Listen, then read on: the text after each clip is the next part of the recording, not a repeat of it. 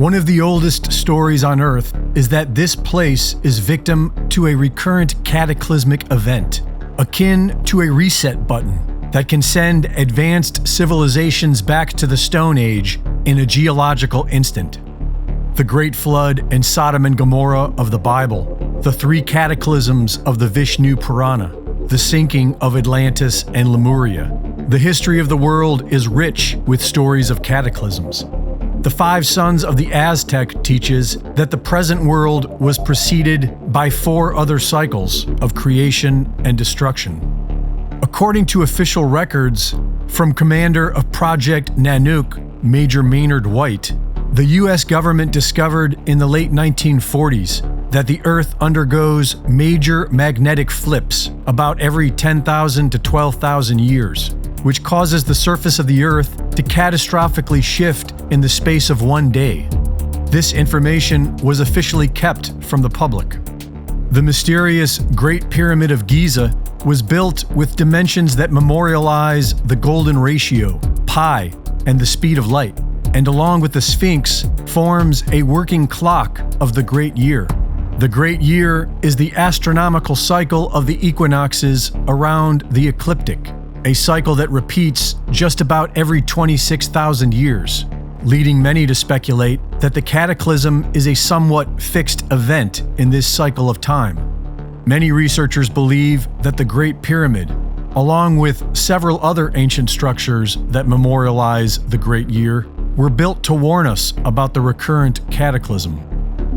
Our sun has its own recurrent cycles, and in almost every cataclysm story throughout history, the sun plays a major role. Researchers have found 11, 88, 200, and 2,400 year cycles, which involve the oscillation between solar minimum and solar maximum. Solar maximum being when the sun exhibits the most sunspot and solar flare activity. Many researchers now believe that this cycle leads up to a recurrent nova of our own sun. Recurrent novas have been observed all over the night sky.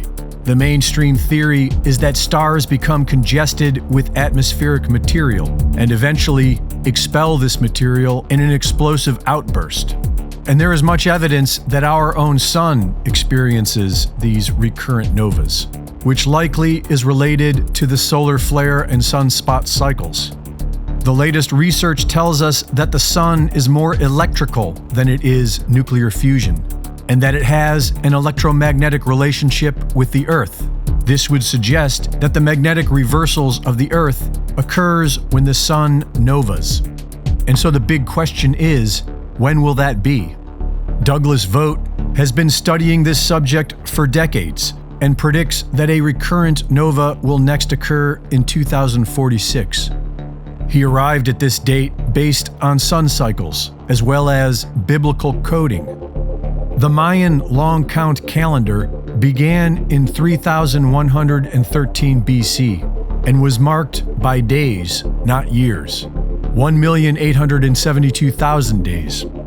Nearly all sources brought the Mayan calendar to an end in 2012 by dividing the number of days by 365.24 days in the year. But Jason Brashears of Archaics.com points out the fact that prior to 713 BC, there were 360 days in the year. In 713 BC, all the civilizations of the world changed their calendars to add 5 days. In Persia, these extra 5 days became known as the bad luck days. In ancient Mexico, the useless days. And for the ancient Maya, the unlucky days.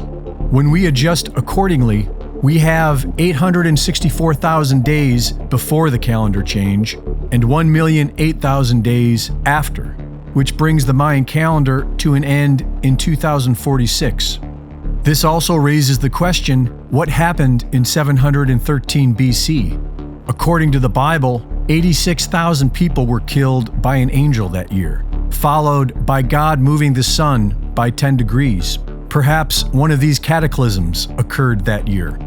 Ben Davidson of Suspicious Observers has been closely analyzing all this scientific data, and based on the rate of decline of Earth's magnetic field, he concludes that the solar nova will occur between 2040 and 2060.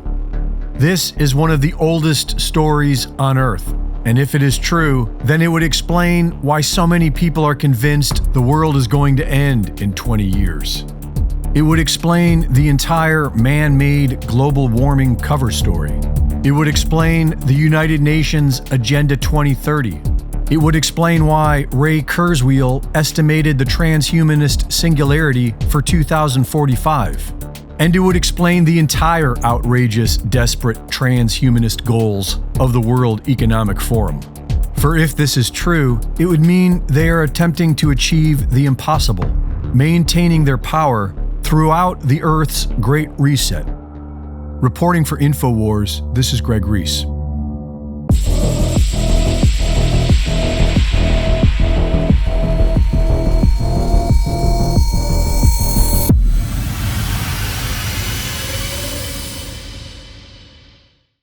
Thank you for watching the latest Greg Reese Report. Be sure to go to reesereport.com to see my latest videos, sign up for my free newsletter, and subscribe for exclusive content. And be sure to support my sponsor at InfoWarsStore.com. The best-selling book in America last week was The Great Reset and the War for the World, written by Alex Jones. Jones sold more than 56,000 copies of his book last week. But the New York Times lied about that because the New York Times doesn't want you to know that. The New York Times wants you to believe that Alex Jones is more discredited than the New York Times, the paper that started the Iraq War by lying about weapons of mass destruction and got 1 million people killed. So they lied about his book. The Great Reset and the War for the World, the historic book that lays out the plans of the Great Reset Death Star and exposes the New World Order's plans for global enslavement. Get your copy now at Amazon.com to keep the book at #1 and InfoWarsStore.com to help keep InfoWars on the air. The Great Reset and the War for the World by Alex Jones. Now #1 in the world.